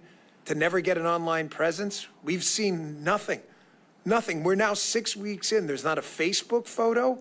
You know, it's incredible. We know every single thing about these shooting incidents when there's a political narrative to be had by the media and the other side. We do. You know who their high school girlfriend was. Sadly, you know everything about these people. We know nothing about this guy. And sophisticated explosives, we have this massive law enforcement bureaucracy. No one's got him with an online search history at a library saying, how do I build this? He's 20 years old. It just defies logic. I can tell you, again, 4 years doing these exact investigations, never, ever seen or heard anything like this in my life. Gilbert. Thank you so much. We're now going to go into our second round of questioning. And again, I appreciate the panel and all that you guys have been providing in regards to expertise and on-ground truth realities. We're going to continue to move on, going back to the Honorable Andy Biggs. You're recognized for 5 minutes. Thank you. Thank you so much. I want to just try to hit some quick questions. When Mr. Schaefer, you were talking to us earlier about moving to texting. The counter snipers were texting. What does that do with your ability to stay on glass? Was a secondary or possibly even a third method of communication as it was utilized that day. The sniper teams in the law enforcement concept sometimes are not a team. Sometimes we're deployed into situations where we're a single operator. So we're not only responsible for the surveillance aspect of the service we provide, but also having that deadly threat ability on board. So that can be very distracting in that point in that day. That third level of communication would have pulled us away from our primary responsibilities to provide that deadly cover if needed. Thank you. And Mr. Prince, you mentioned security bubbles. And I want you to elaborate on that because we've talked a little bit about the perimeter. And the perimeter seems oddly narrow in this particular instance. Can you talk about security bubbles and the perimeters here? As Dan was talking, right, the normal that bubble is out to 1,000 yards based on how far a capable sniper can take a shot. The fact is, clearly this bubble was less than 100 yards because they disregarded the industrial facility, the water tower, et cetera, and it speaks to the lack of seriousness of Secret Service leadership in how they were conducting these missions. I don't think they regarded Trump as a worthy protectee. They were doing the absolute minimum. And I say my greater concern is as you look at all the litany of failure is long and deep. And if it tips towards malice, that opens up an entirely different can of worms. Right. Because it's hard to be part of a republic with people that actually want to kill you. Right. Political disagreement, fine. Sell it at the ballot box. But if people don't want to sell it at the ballot box, then it gets sold by a cartridge box. And that's a very, very dangerous road to go down. Right. And well, we could go on that. I know some of my colleagues might want to do that as well. But I want to get to one last point, and that before I run out of time, and that is another failure. I think everybody here is probably everybody up on this group anyway has been with a president or a protectee, and there's been some kind of security hold. I mean, we've just stopped, and you say you're going to hold. Why was there no security hold put on Trump at any time if you had some kind of individual? I mean, that Ben, as Mr. Schaefer has described, actually did arise to a threat level. Why was there no security hold put on President Trump? Why was he allowed to go on the stage? Why wasn't he taken down? Why didn't we see a pause? That for me? Yeah, Dan. What makes your question even more impactful is every Secret Service site for a high threat level protectee has what they call a holding room, which you would guess is for holding the protectee. I see Congressman Gacy because it's actually called the holding room. Yeah. The holding room is for things just like this. The holding room is let's say a congressman shows up and is a little late. There's an accident. They'll hold him in the holding room saying, enjoy. You all have been in it. None of this is new. You've been in the holding room. There's a Secret Service agent at the door. You guys have congressional hardpins. A staffer escorts you in. Every one of you has seen this or will in the Trump administration. This is not a mystery to anyone. Why was he put on what Eric had called accurately so the X? We use the exact same terminology as the military. The X is where that protectee or that limo with the protectee in it is. Why was he put on the X? You have an open threat. Ben has described, and your timeline lays out, was there for an hour. I'm not going to play any word games. Were they a threat or suspicious? Well, if you're a threat, it's because you're doing something suspicious. And if you're suspicious, it's because you could be a threat. These are silly, stupid word games. You know when it's not a threat? When your CSU or PI team goes and grabs the guy and determines he's not a threat. Until then, your question's accurate. You put him in the holding room, which is the point of the holding room. Can I ask one question? So I just want to follow that up. And you made the point earlier about counter surveillance. There were no counter surveillance teams there. There's a public domain videos of him, Mr. Crooks, wandering around. Was there anything in his behavior wandering around that if you would have had a counter surveillance team there, it would have triggered an interaction with this guy earlier? I'm going to answer yes, but respectfully, and I know you understand, the CSU and PI teams are trained in very specific behavioral indicators that would give off, and speaking about them openly would probably give operational knowledge to bad guys. I know you understand that, but the short answer is not only one, but many behavioral indicators he was giving off that if we could talk in a secure setting, you'd be like, how did they miss this? The CSU team would not have missed it if they were there, which they weren't. Thank you so much, Mr. Biggs. We will now go to the Honorable Eli Crane for 5 minutes. Thank you. Mr. Bongino, do you have any confidence that Secret Service has learned their lesson? No, because I've been involved in a number of, we have 10 years in the Secret Service. I was in the training center when the Georgia grenade nearly exploded. And, you know, the only reason it didn't kill President Bush is because the guy wrapped it in a towel. That's it. It's the only reason he survived, because we got lucky. And the changes made from that lasted about a month. They added more magnetometers. And then basically the same problems resurface again. So no. I want to read a text to you and see what your thoughts are on this. Do you know who Joe Kent is? Mr. Bongino? Joe Kent, he's running for Congress right now, Special Forces guy. Oh, yes. Up in Washington. Yeah. This is a text he sent me on, I believe, Monday, August 19th. He said, "Hey, brother, I know you are doing an independent J13 investigation. I want to share this anecdote with you from my experience with Speaker Mike Johnson's U.S. Secret Service detail this weekend. Bottom line up front, Speaker's detail was incredibly lax, failed to seal off all entrances to a very small venue. Johnson wasn't secured and very easy to access. Long version. We had a local steakhouse host my fundraiser with the Speaker. Location was only available after people RSVP'd. But the entrances to the steakhouse had Kent for Congress signs on the two entrances. One entrance was inside the hotel, one out on the street in a busy pedestrian area. I arrived about 45 minutes early to check out the venue and to make sure my team had stuff ready. I also wanted to see if the U.S. Secret Service had a checkpoint set up. I carry everywhere. I planned on leaving my pistol in a hotel room my team had there. I entered the hotel, followed the Kent signs into the steakhouse, and immediately walked up to the unsecured holding room the Speaker was in. He was on a call, so he did not notice me. Neither did any of his detail.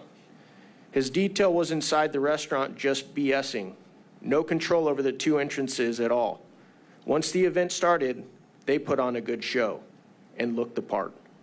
I can't interpret their intent, but they failed a basic, simple task: secure the two entry points, a shocking level of incompetence. The event was in Vancouver in the shadow of Portland, Oregon. Mr. Bongino, is Speaker Johnson, what's his job? Well, that would be Capitol Hill Police, but it speaks to a larger issue with these security failures. What was mentioned about 3/4 of the way through that text, where everything becomes about optics. I'll give you just a quick example. You know, think about this.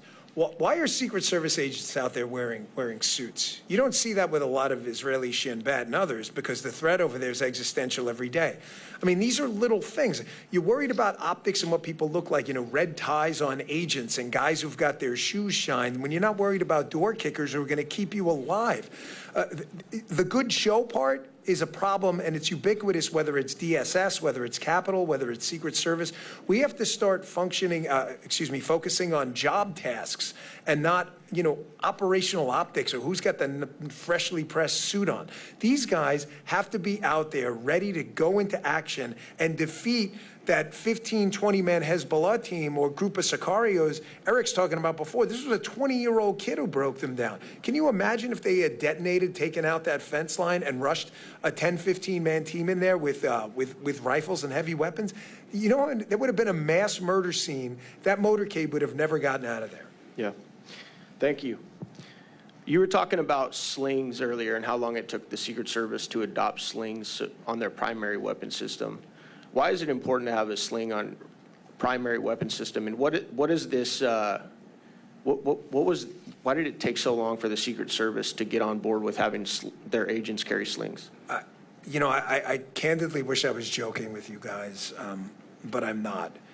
The Secret Service's operating kind of de facto motto when I was there about technology, we're laughingly calling it sling technology. I mean, it's like technology like the wheels technology, right? Is because we've always done it that way. I'm not kidding. You get a bunch of Secret Service agents up here and you get them on the record, and they will tell you exactly that. I remember when GPS technology first started, and President Bush was riding his bike, and we brought a guy into headquarters, and we said, hey, we're losing President Bush a lot on the bike. I mean, he was a good biker. He'd go in the woods. And, the guys were with him, but the motorcade was having a hard time finding him. Well, maybe we should look at this thing called GPS. We've never done it that way before. Why would you need a sling? For 1,000 different reasons. You may need to go hands-on. You may need to grab a ladder. You may have a weapons malfunction. What are you going to do, hand the weapon to someone else in the crowd while I get my pistol? This is technology the military's been using, as you know, since World War I. Who knows? It's a mentality where no one wants to take a chance, and if nothing's happened because they got lucky in the past, then there's no reason to change anything. Mr. Prince, I heard you had an interesting take on a public episode that I heard you doing an interview on. A lot of Americans believe that this was possibly an inside job just based on everything that they've seen leading up to the assassination attempt. They saw efforts to impeach Donald Trump. They saw efforts to, put him into bankruptcy. They saw the DOJ weaponized against him, and they saw, folks try and put him in jail for 750 years, and then this happens. I know you have an interesting take on that where you really don't believe that. Can you go ahead and share that with this panel today? You're right. There is a long list of ways that the one political party has weaponized all aspects of government in our society against their political opponent. And that is exceedingly dangerous for the survival of the republic, because that can go both ways. I don't think this was a grand conspiracy, another shooter, et cetera. Because if there was a second shooter, when the 20-year-old was shot and the Secret Service detail did an awful job of getting Trump off the X and let him stand up again, great instincts of the president to come back defiant, having just been shot in the head, to come back and say, fight, fight, fight.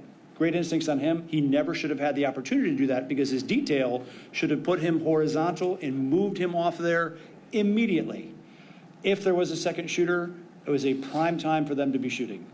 So I don't believe there is a second shooter. I think this is a litany of incompetence.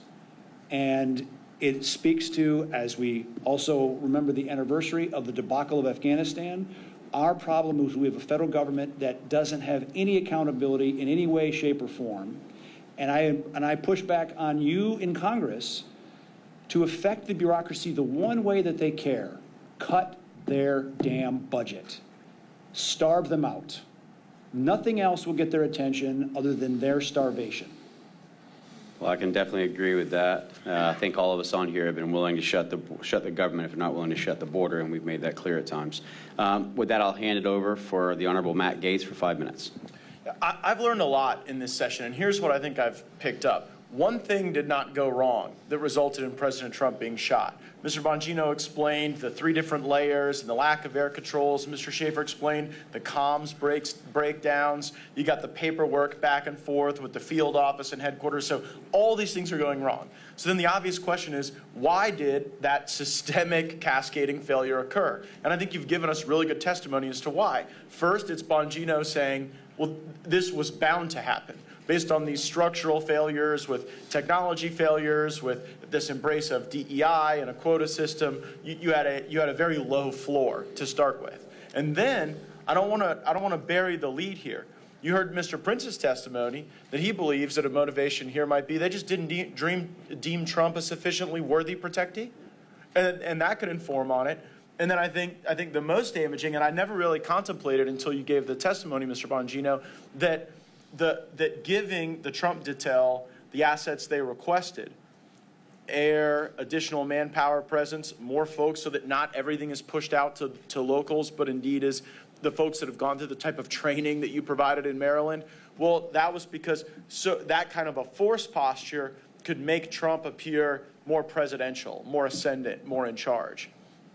And I do think that in addition to what Mr. Prince has said about budget, there are things Congress can do to direct specific demands for documents around those 3 vectors and work on all of them. To the structural issues, Mr. Prince, is it something leadership can fix? Because one thing we've found is that you try to put downward pressure on any budget around here for anything, and it's like you're committing a war crime. And in some cases, we've seen some agencies improve when you get the right leadership in and can administer an effective agency. What's your perspective on that? I remember in the late 80s, during the Iran-Contra crisis, controversy, and the CIA was not being forthcoming with some documents that Congress had requested. And of course, the Democrats were in charge of Congress then. Tip O'Neill was the speaker. He made it very clear that he was specifically withholding all the pay for all the SIS, the Special Intelligence Service, senior intelligence service officers at CIA headquarters until those documents were delivered. Shocker, the documents were delivered by Friday to the Congress. Bureaucrats will respond to very specific pain points. I think it even speaks wider than this debacle in Butler, Pennsylvania, but the fact that and it speaks to under-resourcing Trump. They no-resourced Bobby Kennedy, RFK, when his uncle assassinated while president, his father assassinated while attorney general, for the act of politics in America. And they denied him. So it is not too much to surmise that a politicized Secret Service succumbing to the whims of Jill Biden, sending 4 post holders to cover Trump, 12 to cover Jill Biden. At that point, no coverage of Bobby Kennedy. Again, this can only be solved. Congress has the power of purse. Use it as a large bludgeon. Yeah, Mr. Schaefer, is there any dynamic you think I've missed in sort of summarizing this as, low agency performance generally layered with the other dynamics that the other witnesses have shared? I don't believe so, Congressman. I think you've covered most of the relevant points in describing how that posture all relates and how this, began as maybe a single failure and multiplied into a much greater failure, just based on different levels. I'll say that, the local law enforcement agencies that were involved that day, both tactical and non-tactical, were improvising, adapting, and overcoming to a lack of intelligence that was provided to them that day. In my historical background, in the Marine Corps, these types of events require planning, require reconnaissance, require intelligence in multiple stages. It requires rehearsals, things that were not seen in this event for this day. My knowledge is when I came onto the scene that morning, that I was fed multiple briefs and multiple maps of the area. I gathered information as much as I could the night before, which is about the same time as my commander had received the briefings for that day. So we really felt like we were on the back foot and just tried to overcome that throughout the day and gather what we could. Great, thank you. My time's expired, but I think you've all provided us excellent areas for further inquiry. Thank you, Mr. Gates. I want to go over some forensic questions because I think that as we continue to peel the layers back, what we don't find is enough answers, but more questions that need to be asked. Just in a quick yes or no, do you find it odd that literally only days after the attempted assassination on President Donald J. Trump, while the roof was too sloped to place individuals for counter-sniper operations, that it wasn't too sloped to a roof for the FBI to go ahead and tamper, in my opinion, with evidence by washing the roof off that may have had significant evidence on it? Do you find that odd? Yes, I do, Congress. Mr. Prince? Yeah, I certainly don't realize, I don't understand what the rush was to wash a roof. Mr. Bongino? No doubt. Do we also find it odd that, as of recent, one of our colleagues, Representative Higgins, had uncovered the fact that the body of Matthew Crooks had not only been released and cremated, but that the coroner who's responsible for releasing the body had no knowledge of it? Mr. Schaefer? Yes, absolutely. Mr. Prince? Sounds like destruction of evidence. Mr. Bongino? Given the gravity of what happened, absolutely. Do you also find it odd that no ballistics, no toxicology report, no confidence in the actual, I guess, proof of who it was who took the shot has been provided to date? And also, just to follow on to that, how quickly the crime scene at the home was actually released before any evidence had been obtained and released? Mr. Schaefer? In total analysis of your question, I think it warrants maybe a little more than a yes or no. I absolutely find that to be troubling. I also find that there were multiple friendlies that engaged the shooter that day, and no report has been given back to that local agency that was involved in that information. I feel that's critical. Mr. Prince? Yeah, again, there's a lot of things that just smell around the entire thing, and like I said in my opening statement, only the disinfectants of transparency will clean this up. And so covering it up and hiding only compounds an already a really bad look on the federal government. Mr. Bongino? Yeah, I'll say again, given the gravity of the situation, extremely odd.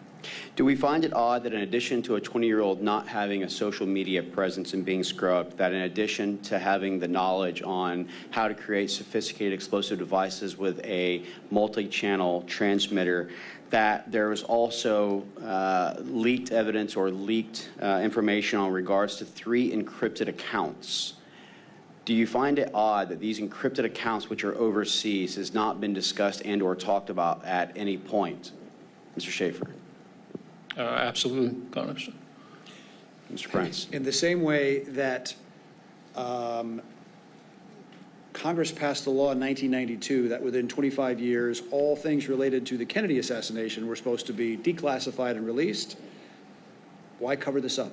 Why, again, what is being covered and what is being covered up and why? And it makes a bad situation even worse. Mr. Bongino? Odd, to say the least, yes. I want to go back to something earlier as well. Mr. Bongino, Secret Service, NYPD, worked in the actual training of it. Do you believe that a protective detail should be appointed based upon the title you carry or the threat level based upon the office in which you are to obtain? It should exclusively be based on a threat assessment. It should have nothing to do with the title. And do you agree that if you were the Secret Service director, that when the request came in based on President Trump's profile, based on the existing threats that would need to be mitigated, based on the request by his own officers, that would be something that you would approve or disapprove?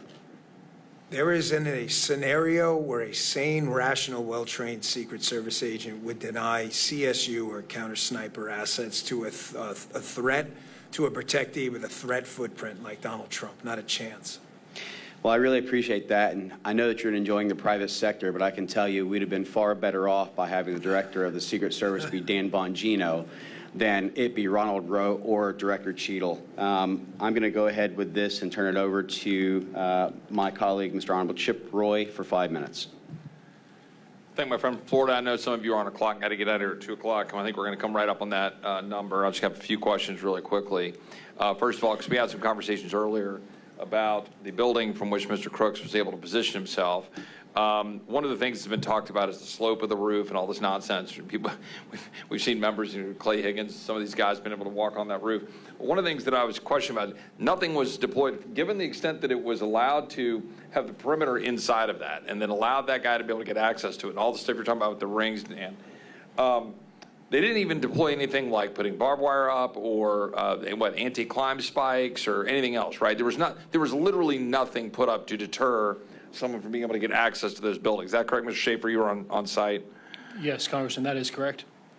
And, I mean, would that have been, again, given that it wasn't within the perimeter, would that have been another thing they could have done? Was done something to at least limit the ability to have access to the building? Put some sort of anti-climb spikes, barbed wire, anything up around it?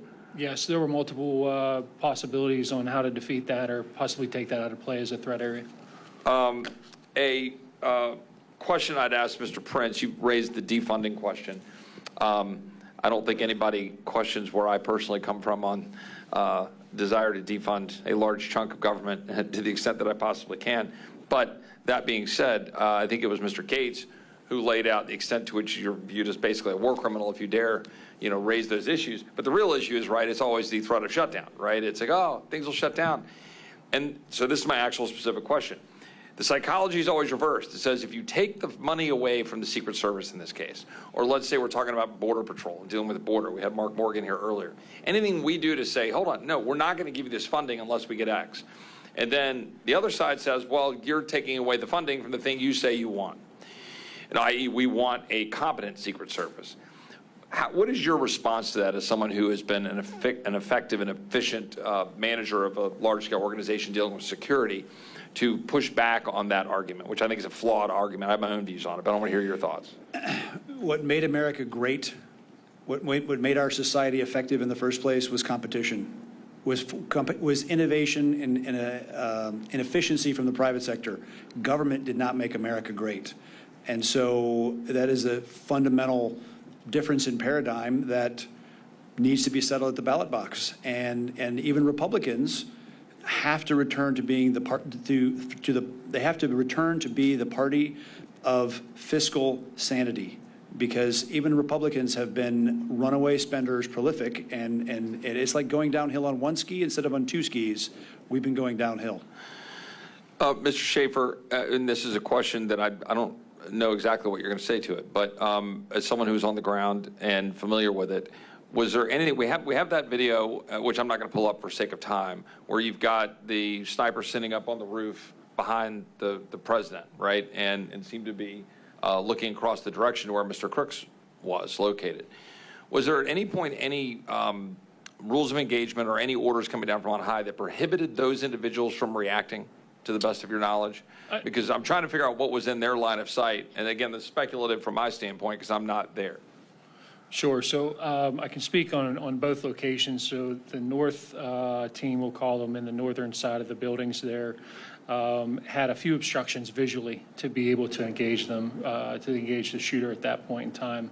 The southern team had a much better vantage point, and that speaks directly just to the location and proximity to where the shooter was located. However, going back to our earlier discussion about compromised authority, and Mr. Bongino can add to this as well, in that capacity, we don't need authorization. We don't need any other things other than the prerequisites for a threat to meet a deadly force response. I appreciate that. Mr. Bongino, I'll let you comment on that, and I'll ask you one more question in closing, because I know you need to go. We had some reporting from Ms. Crabtree, who was here with the panel earlier and is here with us now, earlier about the potential engagement or interference, I should say, by Iranian authorities in terms of our ability to protect our president, Secret Service, and so forth. Do you have any perspectives on that and why that's particularly problematic, or anything to add about that, and how our foreign adversaries are viewing what we're seeing unfold in front of us? Well, I want you to keep in mind that we've known about the Iranian threat after the death of Soleimani to John Bolton, Donald Trump, former President Trump, and others for well over 3 years now. So there's no, keep in mind, this is a regime that has a history of documented terror attacks who sloganeers death to America. So they're not actually, their motives are, you don't have to investigate their motives, they tell you. They've known about it. If they have, and Susan's an excellent reporter, if you're not following her, you're making a big mistake on this. I have no reason to not believe her reporting or its accuracy. She's been that good. 3 sources, if I remember correctly. If these 3 sources are accurate, that we have been compromised and security allocation decisions are being made by people under the influence of the Iranian terror regime, then this is going to be a whole different panel if we do this again. By the way, I have to run. I'm sorry. I got to excuse myself. I'm sorry. I don't mean to be rude. Thank you. Thank you, gentlemen. I'm done. I yield back. Well, I want to thank our panelists, but we're going to do a quick close, myself and Congressman Crane. But before I close, I just have one more question for you, Mr. Schaefer, which is, can you tell me exactly how many rounds and how many shots were fired? Yes. So the total round count that was released after the investigations were done were 10 rounds, 8 by the shooter himself, the threat, and 2 friendly rounds after that. The 2 rounds both making impact, or can you confirm on this? That has not been made possible, or we have not had the opportunity to confirm that based on the withheld information of the autopsy report. And given your involvement in this, what also have you heard on the explosives and the sophistication of the devices?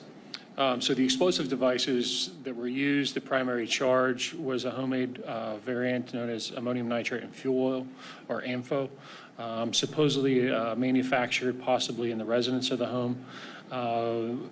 Obviously, for those that don't know, in the construction of these types of materials, there's a process. There are things that need to be procured, and most likely those things would have been located through online means. Which again leads to more questions, in this matter. And then the programming of those devices were done with a remote detonating device that was specifically designed for that purpose, most commonly used in the commercial fireworks market. So needless to say that these types of devices being bought would have brought someone up on an FBI watch list potentially, very much so like the Pakistani individual who was arrested on July 12th who had traveled to Iran prior to coming into Houston would have been on that FBI watch list. I want to just thank everyone who's here today. I want to thank everyone who is watching and participating in this. Needless to say, this is the beginning of more of these forums. This is not going to be the only one. We need to get further transparency and accountability for the American people. What we know is that not only was it a catastrophic failure, but all of our subject matter experts and our on ground has confirmed the suspicions that we all know to be true, which is how much of this is criminal gross negligence, how much of this was potentially compromised and purposeful intent, and how much more information is the FBI, the Department of Justice, the Secret Service, and Congress going to be willing to obtain in an effort to try and go ahead and provide this to you, we the people. I think that it's key that we not hide behind the lowest levels of classifications behind closed doors in any of our committees, understanding that Congress and our salaries are paid for by the American taxpayers, our House is paid for by the American taxpayers, and therefore the information, too, should be available to the American taxpayers. I think that we look at what was the coordination efforts between ESU, HSI, and Secret Service. I think we get to the bottom of who refused, not when, not what, but who refused the surveillance drone, who refused to utilize the communications that were provided, who refused to provide the site security plan that would have shown all the available buildings. Was each individual building numbered, and was those indicated during the time of the actual security planning? Where is Thomas Crooks as far as the toxicology and all the other reports? Where was the white van, and what is the follow-up? Why was the FBI so early to release? And even Attorney General Pam Bondi, the former Florida Attorney General, said she had never seen in her time as the Attorney General a crime scene released at such a rapid pace. What was the coroner's understanding of when the body was released, why and how? Why is it that they did not show up to the morning briefing? Why was a Kubota dealership only 400 yards away not being looked at? Where are the encrypted accounts, and why are we not getting further information? Again, I think that we're understanding that we've investigated the culture of the Secret Service and what needs to change and why DEI is not healthy for our military, for our security services, or otherwise.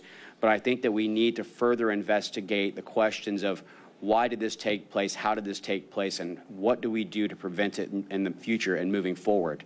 I thank everybody, and I'll turn it over for the final and closing remarks by my colleague, Congressman Eli Crane. Thank you guys for coming. Thank you to the witnesses for coming today. I want to especially thank Ben Schaefer for coming out today. Anytime you're in law enforcement and you take the risk to come and testify before Congress like this, it takes a lot of courage. So, Ben, thank you. I know a lot of other individuals would not be willing to come testify. I also want to thank Mr. Prince for providing your expertise. This is for any whistleblowers out there that want to work with this committee as we move forward, or this panel, whatever we're calling it. The email is now live if you want to reach out. It's j13tipline@mail.house.gov. That is j13tipline@mail.house.gov. Obviously, a big part of this panel and, how much success we have or don't have is going to, rely on whether or not we have people who are willing to whistleblow and come talk to us. And one of the reasons we're doing this, obviously, is because we don't want this to be memory hold, and that's what we see going on right now. It seems like the news cycle moves so fast that, this feels like it was 10 years ago already, and unfortunately, if we're going to make sure this never happens again, we need to stay on top of this, we need to keep it front and center, and we need to keep asking questions. And so that's why we're doing this. We'll continue to do it, but because we don't have subpoena authority and power here, we're going to need to rely on whistleblowers. So if you guys want to come talk to us, we'd love to talk to you. That's the place you can do it. Thank you guys so much for coming. We really appreciate it. Mr. Chairman, I just want to close with one last thing, which is just, we talk about this, we talk about the president. We've certainly, go ahead and put him up there. We just want to make sure we honor and respect the passing of Mr. Comparator. And we're going to keep seeking the truth. But someone died that day, and that's why this matters. It goes beyond just the assault on the president, but a man lost his life. Yield back. Well done.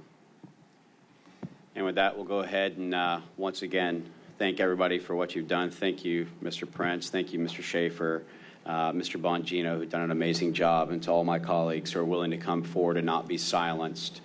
That's why this website's so important. We look forward to holding a follow-up forum with new information, as well as if we have other witnesses who are willing to come from earlier that's going to come before our forum, so we will be doing this again. And again, let's do this to honor Corey Comparator, who has fallen. Let us not forget the significance of August 26, 2021, and our fallen 13, and let's continue to seek and find out the truth. Thank you so much for your time.